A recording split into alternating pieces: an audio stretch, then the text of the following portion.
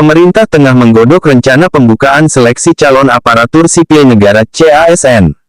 Rekrutmen CASN ini melingkupi seleksi calon pegawai negeri sipil (CPNS) serta pegawai pemerintah dengan perjanjian kerja P3K.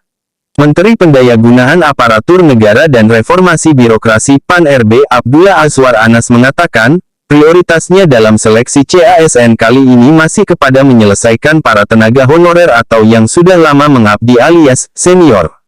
Meski prioritas saat ini dalam menyelesaikan tenaga honorer senior, Anas menekankan, hal ini bukan berarti menutup peluang dibukanya seleksi lewat jalur umum, salah satunya fresh graduate. Dengan demikian, seleksi dipastikan akan dibuka untuk umum. Iya, dibuka umum. Sekarang kan prioritasnya yang sudah mengabdi lama, yang honorer, atau non-ASN ini. Tetapi dalam jurusan tertentu, akan dibuka untuk fresh graduate. Tetapi prioritasnya untuk beresin ini, non-ASN, kata Anas, saat ditemui di kantor Kementerian PAN-RB, Selasa tanggal 31 Januari tahun 2023. Anas juga menekankan, prioritas untuk seleksi kali ini ialah untuk mencari tenaga guru dan kesehatan. Namun Anas sangat menyayangkan, kondisi ini belum dapat dimanfaatkan secara maksimal oleh para instansi daerah. Karena di 2023 kita menyiapkan 700.000 formasi untuk guru. Tetapi yang diusulkan dari daerah hanya 400 ribuan. Disinilah kita sedang bangun komunikasi dengan teman-teman asosiasi, bupati wali kota, dan gubernur. Ini untuk bisa dimanfaatkan, termasuk dengan sistem penggajian ke depan seperti apa, terangnya. Sebagai tambahan informasi, di kesempatan yang berbeda, Anas sebelumnya telah menyampaikan kalau seleksi CASN kali ini dibuka untuk umum. Ia menambahkan, tenaga kerja digital turut menjadi salah satu yang diprioritaskannya dalam seleksi kali ini. Seleksi tahun ini juga akan dibuka untuk umum, tidak hanya dari jalur sekolah kedinasan, ujar Anas dikutip dari laman Kementerian PAN-RB, Selasa tanggal 31 Januari tahun 2023.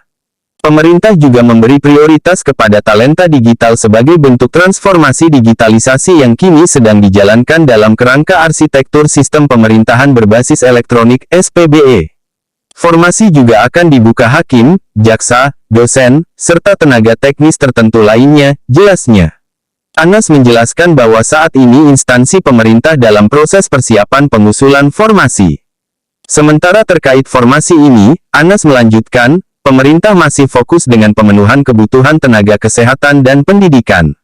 Sekarang semuanya sedang berproses pada tahap persiapan pengusulan formasi dari sejumlah instansi pemerintah, imbuhnya.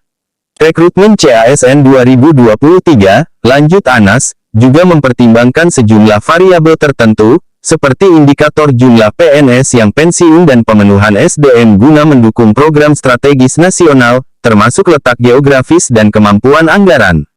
Anas pun meminta instansi pemerintah mulai mendata dan mengusulkan kebutuhan ASN tahun 2023 yang prioritas untuk segera diisi di instansi masing-masing.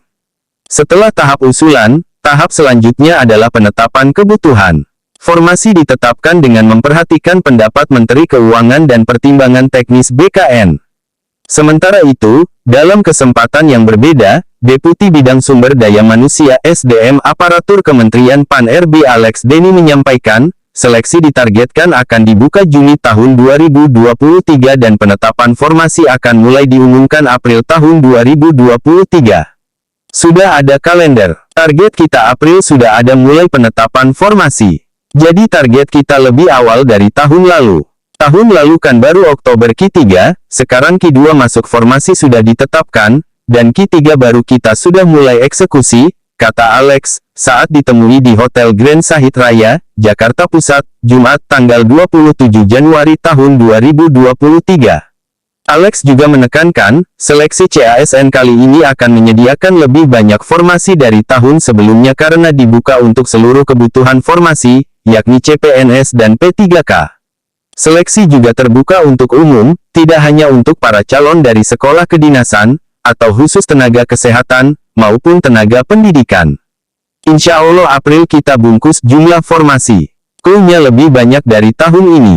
Karena tahun ini kan kita target menyelesaikan THK 2 tenaga honorer K2, non-ASN dan lain-lain, ungkapnya.